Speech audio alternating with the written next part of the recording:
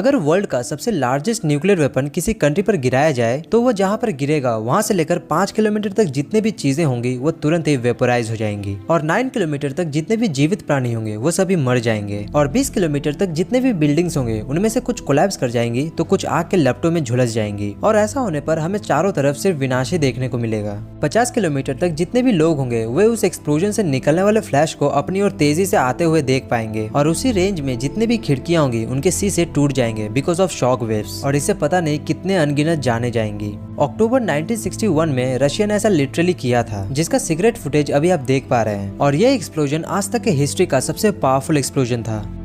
Universe में aliens अगर सच में एग्जिस्ट करते हैं और अगर वे हमें सच में ऑब्जर्व कर रहे हैं तो पता है वे क्या देखेंगे। अगर एलियंस अभी हमें 80 लाइट ईयर्स दूर से देख रहे होंगे तो वे देखेंगे कि पृथ्वी पर वर्ल्ड वॉर 2 अभी भी चल रहा है और अगर वही एलियंस हमें अगर 65 मिलियन लाइट ईयर दूर से देख रहे होंगे तो उन्हें दिखेगा कि डायनासोर्स अभी भी एग्जिस्ट कर रहे हैं और अगर वे हमें 4.6 बिलियन लाइट ईयर दूर से ऑब्जर्व कर रहे होंगे तो उन्हें दिखेगा कि अभी तक हमारा सोलर सिस्टम भी ठीक से फॉर्म नहीं हुआ है। वैसे 4.6 बिलियन लाइट ईयर्स बहुत ही लॉन्ग डिस्टेंस होता है, लेकिन अगर आप नोटिस करेंगे तो देखेंगे कि यूनिवर्स लगभग 93 बिलियन लाइट ईयर्स दूर तक फैला हुआ है। इसका मतलब अगर कोई एडवांस स्पीसीज यूनिवर्स में एग्जिस्ट करता है तो यूनिवर्स के 95% प्लेसेस से वे देखेंगे कि हमारा सोलर सिस्टम भी सही से फॉर्म नहीं हुआ है। अगर ह्यूमंस कभी एक्सटिंक्ट हो गए तो कौन सी स्पीसीज हमारे बाद पृथ्वी पर रूल करेगी? तो साइंटिस्ट के अकॉर्डिंग ह्यूमन एक्सटिंक्शन के बाद जो दूसरा स्पीसीज पृथ्वी पर कब्जा कर सकता है वो और कोई नहीं बल्कि एक ऑक्टोपस है। लेकिन साइंटिस्ट को ऐसा क्यों लगता है? ऑक्टोपस जो अपने इंटेलिजेंस और वर्सेटैलिटी के लिए जाने जाते हैं, ये मरीन एनिमल हाईली अडेप्टेबल होते हैं जिसकी वजह से ये किसी भी सिचुएशन में सर्वाइव कर ले सकती है। और अगर हम कभी ऐसी पृथ्वी के बारे में सोचे जहाँ ह्यूमंस गायब हो चुके हैं तो हम शायद उम्मीद कर सकते हैं कि उस पृथ्वी पर ऑक्टोपस रह रहे होंगे and because of its unique adaptability ये ओवर द टाइम इवॉल्व करके एक नए स्पीसीज में तब्दील हो जाएंगे। अभी आपके स्क्रीन पे जो ये रेड स्पॉट दिख रहा है वो एक गैलेक्सी है और ये गैलेक्सी हमसे इतना दूर है कि अगर आप अभी इस गैलेक्सी की तरफ लाइट की स्पीड से मूव करते हैं तब भी आप उस गैलेक्सी तक कभी नहीं पहुंच सकते और ऐसे ही लगभग 94% गैलेक्सीज हमारे लिए अनरीचेबल है। लेकिन इसका रीजन क्या है? जैसा कि हम सबको पता है कि यूनिवर्स कंटिन्यूसली एक्सपैंड हो रहा है और ठीक उसी तरह गैलेक्सीज भी लाइट की स्पीड से भी ज्यादा तेजी से हमसे दूर जा रहे हैं और करीब 100 बिलियन ईयर्स बाद हम कोई भी गैलेक्सी के पास नहीं जा पाएंगे और लगभग 2 ट्रिलियन ईयर्स बाद जितने भी गैलेक्सीज होंगे हम उन्हें बिल्कुल भी देख नहीं पाएंगे। इसका मतलब हुआ कि जो न्यू सिविलाइजेशंस होंगे उन्हें पता भी नहीं होगा कि मिल्की वे गैलेक्सी के अलावा और भी गैलेक्सीज इस यूनिवर्स में मौजूद है। अगर अभी आपको हमारे सन के बारे में सोचने के लिए बोले तो आपके दिमाग में कुछ ऐसा इमेज अपीयर होगा, लेकिन असलियत में हमारा सन कुछ ऐसा दिखता है। हाँ, आप बिल्कुल सही है, हमारे सन का कलर एक्चुअली ग्रीन है। तो जब भी हम पृथ्वी से सूर्य को देखते हैं तो सन का कलर येलो या ऑरेंज क्यों दिखाई देता है? साइंटिस्ट के अकॉर्डिंग हमारे यूनिवर्स में जितने भी स्टार्स हैं उनका टेम्परेचर उनके कलर से पता लगाया जाता है। जैसे सबसे कूलेस्ट स्टार का कलर रेड होता है वहीं दूसरी ओर सबसे हॉटेस्ट स्टार का कलर ब्लू है और इन सभी डिफरेंट स्टार का अपना खुद का डिफरेंट वेवलेंथ होता है और इसी चीज से साइंटिस्ट ये मेजर कर पाते हैं कि एक स्टार का टेम्परेचर कितना हो सकता है। हमारा सन ज्यादातर ग्रीन कलर से थोड़ा मिलता जुलता वेवलेंथ को एमिट करता है, लेकिन सन ग्रीन वेवलेंथ के अलावा ऐसे बहुत सारे कलर्स हैं जिसको वो एमिट करता है और इसी चीज की वजह से अगर आप सन को स्पेस से देखते हैं तो आपको सन व्हाइट कलर का दिखाई देगा, लेकिन जब आप सूर्य को पृथ्वी से देखते हैं तो उसका कलर ऑरेंज या फिर येलो दिखाई देता है क्योंकि हमारे पृथ्वी का जो एटमॉस्फेयर है वो ब्लू लाइट को बिखेर देता है जिससे बाकी जो कलर बचता है वो मिक्स्ड होकर येलो दिखाई देता है।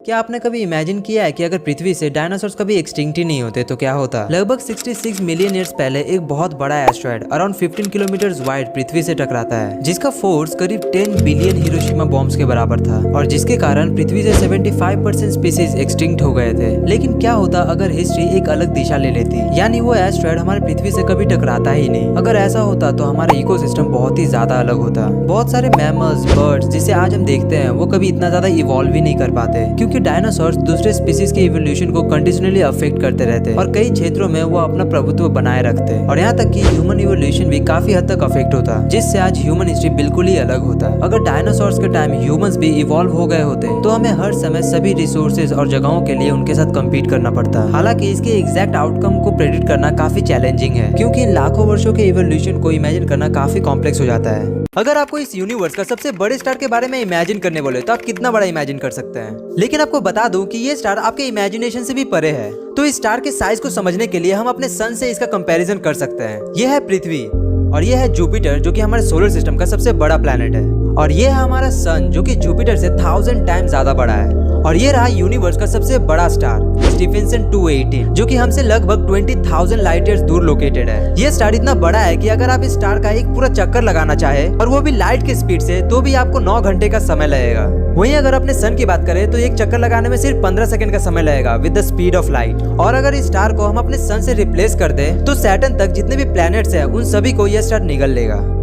अगर आप पृथ्वी के बजाय मार्स पर पैदा हुए होते तो क्या होता? सबसे पहली बात, आप पृथ्वी पर रहने वाले इंसानों की तुलना में बहुत ही ज्यादा अलग होते, क्योंकि मार्स पर अर्थ के कंपैरिजन में बहुत ही स्ट्रॉन्ग रेडिएशन है, जिसकी वजह से आपकी बॉडी कैरोटीनॉइड्स नाम की एक पिगमेंट प्रोड्यूस करेगी जो आपको स्किन कैंसर से बचाएगी। और इस पिगमेंट के कारण आपका स्किन पूरा ऑरेंज कलर का हो जाएगा। इसके अलावा मार्स पर आप बहुत ही कम ग्रेविटी को फील कर पाएंगे, जिसके कारण आपका बोन्स अपनी डेंसिटी को खो देगा, जिससे आपकी बॉडी ब्रिटल हो जाएगी और आपका इम्यून सिस्टम भी वीक हो जाएगा, क्योंकि मार्स पर बैक्टीरिया और वायरसेस बहुत ही कम है कंपेयर टू अर्थ। वहीं दूसरी ओर मार्स का एटमॉस्फेयर काफी थिन है, जिसके लिए आपको हमेशा एक प्रोटेक्टिव सूट पहने रहना होगा। तो इससे पता चलता है कि अभी मार्स पर इंसानों का रहना काफी चैलेंजिंग हो सकता है। हमारी पृथ्वी 800 माइल्स पर आवर की स्पीड से रोटेट होती है, लेकिन क्या हो अगर हम अर्थ के रोटेशन को लाइट स्पीड के जितना बढ़ा दे, यानी 3 लाख किलोमीटर पर सेकंड कर दे, तो क्या होगा? आइंस्टाइन के रिलेटिविटी थ्योरी के अनुसार जैसे ही कोई ऑब्जेक्ट लाइट स्पीड के करीब पहुंचती है तो उस ऑब्जेक्ट के लिए समय धीमा हो जाता है। इसका मतलब है कि ब्रह्मांड के बाकी हिस्सों की तुलना में पृथ्वी पर लोगों के लिए समय काफी धीमा हो जाएगा, जिससे हमें दिन बहुत धीमी गति से गुजरते हुए प्रतीत होंगे। जैसे ही पृथ्वी लाइट स्पीड से घूमना शुरू करेगी तो पृथ्वी का एटमॉस्फेयर पीछे छूट जाएगा, जिससे बहुत ही भारी मात्रा में शॉक वेव्स पैदा होंगी, जिसके कारण बहुत तेज गति से हवाएं भी चलने लगेंगी और पृथ्वी का एटमॉस्फेयर का प्रेशर भी ऊपर नीचे होने लगेगा, जिससे ओजोन लेयर गायब हो जाएगा। और पृथ्वी के इतने तेज घूमने के कारण इसके सरफेस से बहुत ही भारी मात्रा में एनर्जी रिलीज होगी, जो कि पृथ्वी को पूरी तरह से नष्ट कर देगा। लेकिन ऐसा होना इम्पॉसिबल है, क्योंकि किसी भी ऑब्जेक्ट जिसका खुद का मास हो वो कभी भी लाइट के स्पीड को अचीव नहीं कर पाएगा। अगर पूरी दुनिया से सिर्फ ह्यूमंस गायब हो जाए तो क्या होगा? अगर ऐसा सच में कभी हुआ तो कुछ ही घंटों के अंदर ही दुनिया भर के जितने भी लाइट्स होंगे वो कम्प्लीटली शट डाउन हो जाएंगे, क्योंकि जितने भी पावर प्लांट्स होंगे उनका फ्यूल पूरा खत्म हो जाएगा। इसके अलावा जितने भी पेट्स या डोमेस्टिक एनिमल्स होंगे उन्हें खाना और सही से केयर न मिलने की वजह से कुछ ही दिनों के अंदर मर जाएंगे। दूसरी ओर जितने भी न्यूक्लियर पावर प्लांट्स हैं वो खुद ब खुद सेफ्टी मोड में स्विच हो जाएंगे, लेकिन ज्यादा दिन तक अगर उन्हें मेंटेन नहीं किया गया तो 1 महीने के अंदर न्यूक्लियर पावर प्लांट में जो कूलिंग वाटर है वो इवेपोरेट हो जाएगा और दुनिया भर में कैटास्ट्रोफिक एक्सप्लोजन्स होने लगेंगी। 1 साल बाद जितने भी सैटेलाइट्स हैं वो एक एक करके धरती पर शूटिंग स्टार की तरह गिरने लगेंगी और करीब 1 लाख साल बाद पृथ्वी पर ह्यूमंस द्वारा बनाई गई जितने भी चीजें होंगी वो नेचर में समा जाएंगी और सिर्फ स्टोन से बनी हुई स्कल्पचर्स ही बचेंगी, जैसे पिरामिड्स और ग्रेट वॉल ऑफ चाइना। और ह्यूमन सिविलाइजेशन की बची हुई आखिरी निशानी सिर्फ वॉयेजर 1 में रखा हुआ गोल्डन डिस्क होगा।